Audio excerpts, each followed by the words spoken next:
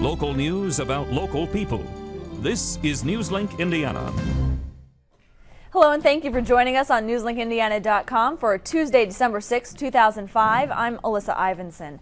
The late Governor Frank O'Bannon was admired by many Hoosiers. Newslink Indiana's Brant Showalter shows us how an Anderson University professor teamed up with the former First Lady to create a sight for all to see. Yeah, that's about that wide. Judy O'Bannon was there for every step of the process.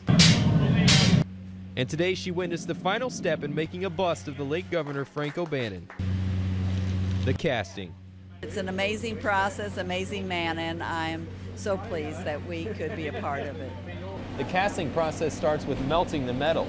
After metal is melted, it's poured into this cast made out of sand to pick up the detail. After an hour of cooling, the bust is born. And Mrs. O'Bannon made sure Ken Ryden captured the governor just as she remembers him. She says, no, it's good, but she says, I want it real. She says, his nose is bigger than that. His nose was big, and he kept saying, well, I want him to look dignified, and we said, well, he made it through life with that nose, just give it to him in his brown state, too, so it looks just like him. In addition to memorializing the governor, the artwork also gave Anderson University students a chance to learn. I feel that people that lead our communities have something to pass on to the young people of the community. Just what he would have wanted. He would have loved this today. He would have just loved seeing this today. In Anderson, Brent Showalter, Newslink, Indiana. The bust will be on display in the State House in Indianapolis sometime in January.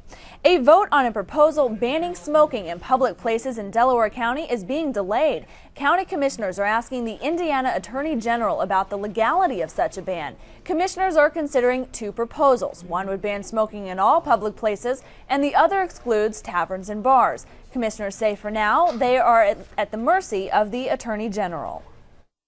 There's some concern that perhaps separate governmental units like the City of Muncie, Gaston, Albany may not come under our jurisdiction for this, and so we need to find that out.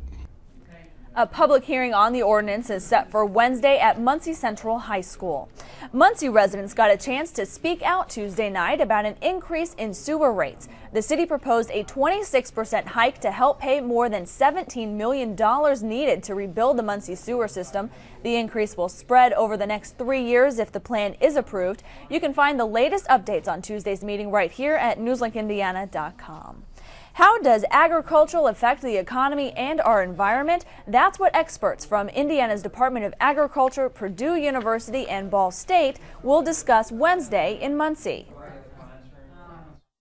The real hope, we've invited county commissioners, county council members, and plan commission members from the surrounding counties, and the hope is to provide them with more information and a better understanding.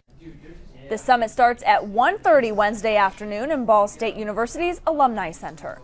Indian mascot names are causing controversy in colleges and high schools. Newslink Indiana's Amanda Decker shows how one East Central Indiana school is trying to keep the Native American tradition alive. There are more than 30 high schools in Indiana that have names like this and represent mascots like this. I think there's a lot of tradition attached with the term Blackhawks. Cowan High School has been around a long time. The Blackhawks have always been what the Cowan School has been. But the NCAA asked colleges to remove Indian symbols as mascots, and it's becoming a state issue. And in Indiana, which means land of the Indians, Suiting believes that Chief Blackhawk represents good qualities. I guess in retrospect, if you look back at him and you look at the characteristics he had, they'd be great characteristics that we would want our kids to have today. But for the students and faculty at Cowan High School, the Blackhawk is a symbol of pride and strength, and you can even find a Blackhawk emblem in the middle of their gymnasium floor. Most schools are proud of the Native American tradition the mascots stand for. It was never meant to be demeaning or, to violate someone's rights or feelings. It was just pride. The State High School Athletic Association says it's up to each school to choose its mascot. In Cowan, Amanda Decker, Newslink, Indiana. Cowan, Westdell, and Anderson high schools all have Indian mascots, and none of them have plans to change. And now Aaron Walker joins us with a look at our forecast. And Aaron, I think I can sum up today in one word: cold. And unfortunately, I don't see that changing anytime soon. We've seen cold temperatures the last few days, and we're looking for them the next few. Tonight, looking at bitterly cold temperatures, wind chills well below 0, down to possibly 10 below. Our low tonight, only 9 degrees, and we'll see winds out of the west-northwest at 5 to 10 miles an hour. Taking a look at much of the region, we're going to see a lot of the same temperatures. Only 9 in Indianapolis, 8 in Lafayette, 11 in Bloomington, and only 4 degrees for a low in Chicago. Now, Precision Cast showing pretty clear skies throughout Tuesday evening, and through the day on Wednesday. But as time goes by, we're going to see a pretty good chance of precipitation come through throughout the day. Early Thursday morning, you can't rule out some stray flurries on Wednesday evening. But as the day on Thursday continues, could see a good chance of 2 to 3 inches of snow before it finally clears out on Friday. Taking a look at temperatures for tomorrow, continued cold at least for another day. 18 degrees for a high. It's going to be mostly sunny skies. 20 degrees in Indianapolis, only 19 in Lafayette, 18 in Chicago. Your 5-day forecast showing on Thursday and Friday a good chance of some snowfall, 23 degrees, 27 on Friday, but we see a good chance for the 30s on Saturday and Sunday with some sunshine returning to our forecast. But those lows still going to be well below normal, pretty low temperatures right around the teens. So cold for this time of year by any means. And to get to the weekend, which seems warm compared to today, we have to get through some more cold and then some snow. Yeah, and it's not going to make driving conditions any better, so make sure you keep an eye on the weather for the next few days at least. Thank you, Erin. Northview Elementary School in Muncie is working hard to keep its students healthy.